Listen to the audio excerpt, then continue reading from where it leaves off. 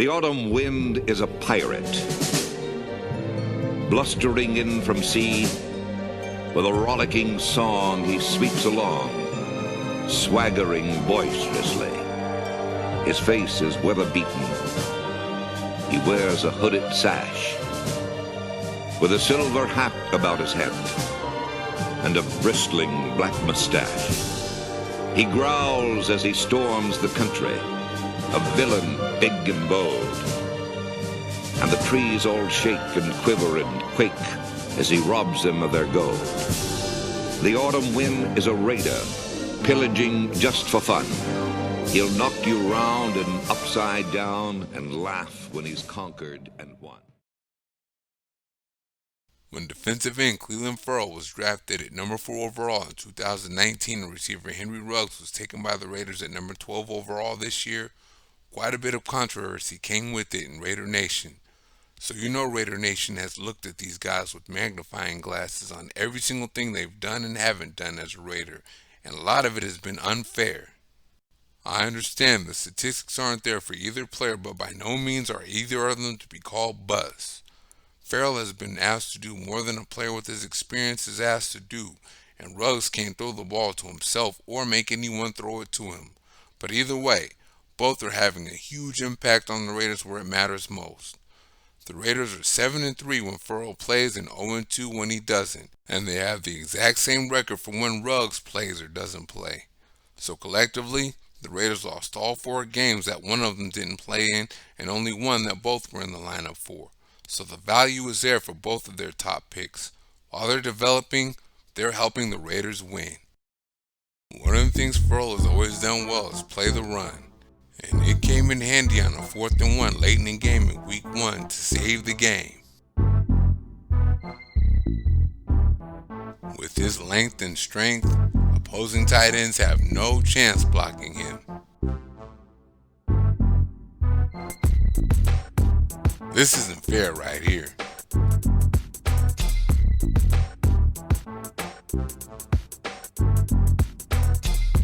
Neither is this.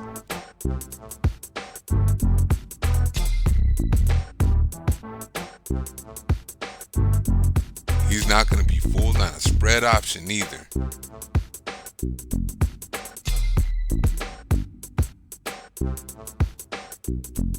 And making him the point of attack, not a good idea.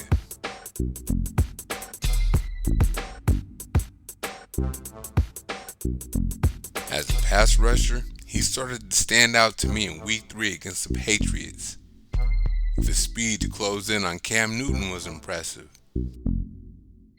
This wasn't a great pass rushing rep right here, but again, that speed to close and he forced an interception.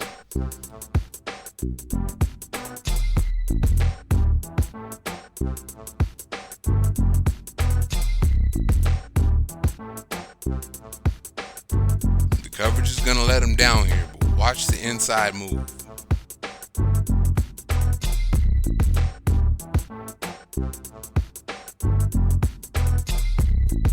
Then in week 5 against the Kansas City Chiefs, he looked dominant, like a number 4 overall. He chased Chiefs quarterback Patrick Mahomes around a lot. And with pressures like this, he showed he's starting to develop at defensive tackle, his second position.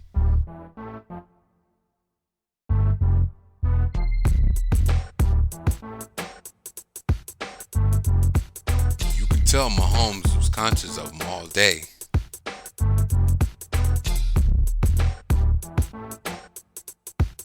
Here he's going to bat one down.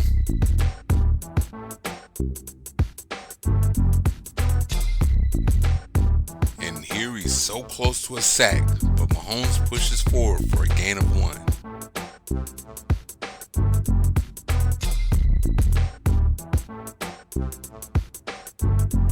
Now here he gets to him and just can't quite hold on, but he sets someone else up for the sack. And here he's going to pressure Mahomes right into Max Crosby for the sack.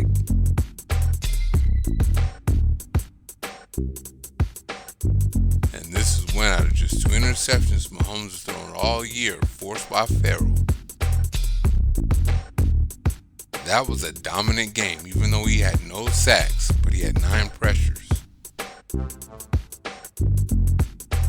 Here we are against the Chargers, and Ferrell is putting heat on that quarterback again with the inside move.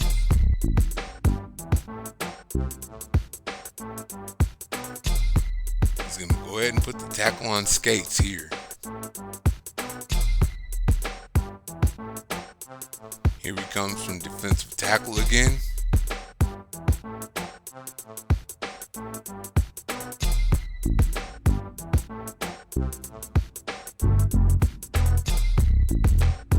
Here he comes on the stunt and not quite. Now here we are Sunday against the Jets, and I don't even know why they run this bootleg at him like this. Here he's going to blaze Mekhi Becton, who has held down some pretty good edge rushers. Look how much the bend is improved. And that's a fumble. Here he forces the interception.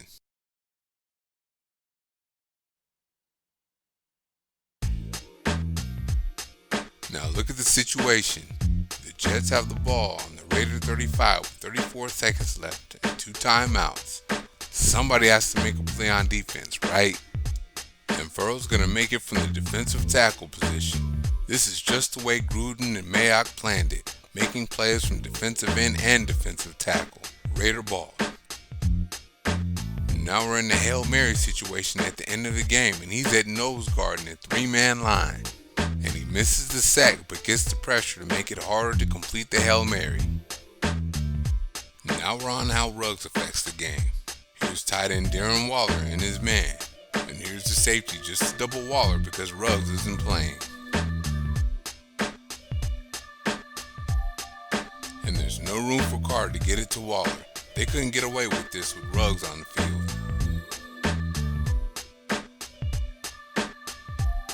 Now we have Waller here and his man right in front of him. And he's going to be getting his help from the single high safety. And he breaks it up. Another play that can't be made with Ruggs on the field. That was just like last year. Here's Waller and his man in front of him. And here's Tyrann Mathieu disguising the help that he's going to give on Waller. And he steps in front of it for an interception. Again, you can't do that with a deep threat like Ruggs on the field.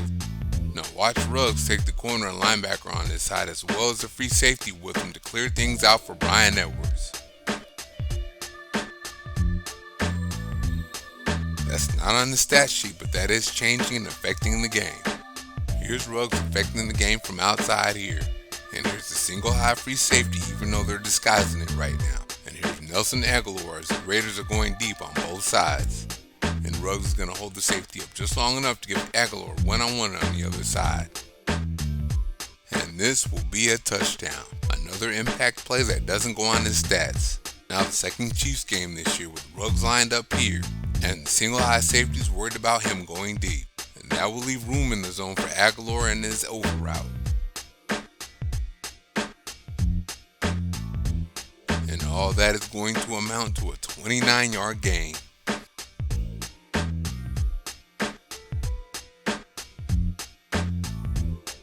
Now here's Ruggs again.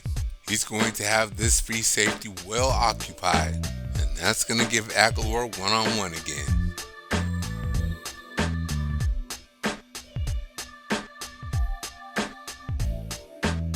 And that's going to be a big third down conversion. Now we're on Ruggs catching the ball. Here he is inside running an over route. No one can run with him, so Carr gets it to him and he sets the Raiders up in scoring position.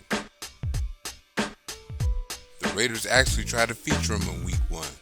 They get him a short one here on the pivot route, but unfortunately, he comes up with a knee injury. But in week 2 against the Saints, he could still run straight, so let's go. And someone's going to drop their yellow handkerchief on the ground, and that's a 35-yard penalty. Here we are week 5 against the Chiefs, and he showed up with Ferrell. Safeties pay for looking for short routes now. Jump ball, get it, 42 yards and a first down. Now here he is in the bunch formation, and you guessed it, he's going deep. This time it's a post. Ooh, look at the time I got to go. Now in week 7 against the Buccaneers, watch this pivot route. Stuck it, and then he shows a little something after the catch.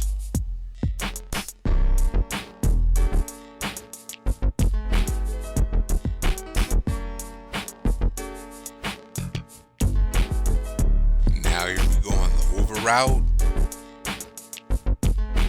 And just missed.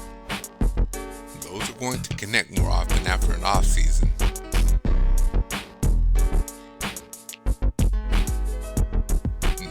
Comes on the corner route,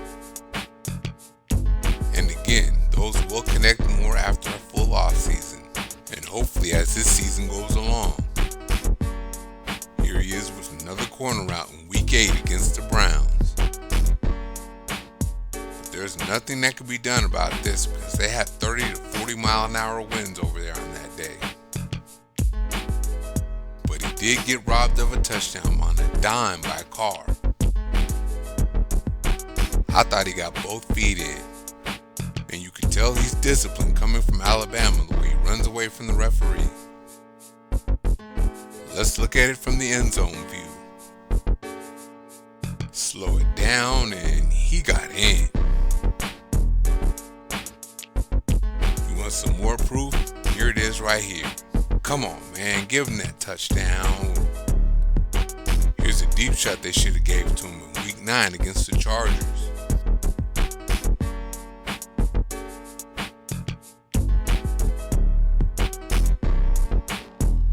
Alright, here it is from the end zone view.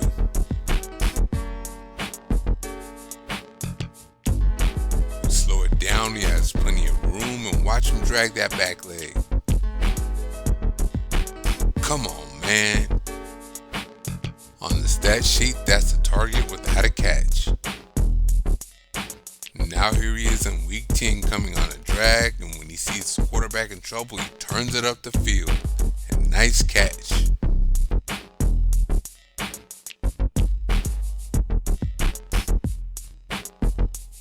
Now here he is going deep again. He has to catch this one.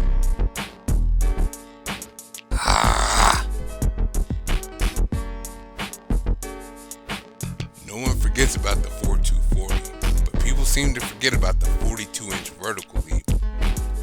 He can go up and get it, like he does here in week 12 against the Falcons. Now this past Sunday started off horrible for him. He dropped this pass and it ended up getting intercepted.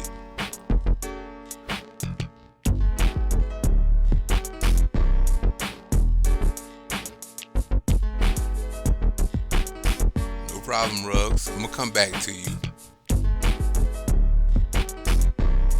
And he's gonna catch this one and fumble it in a close game. It looked like he was going to be the GOAT of this game. But Carlton went to him again with time running out. Watch this route.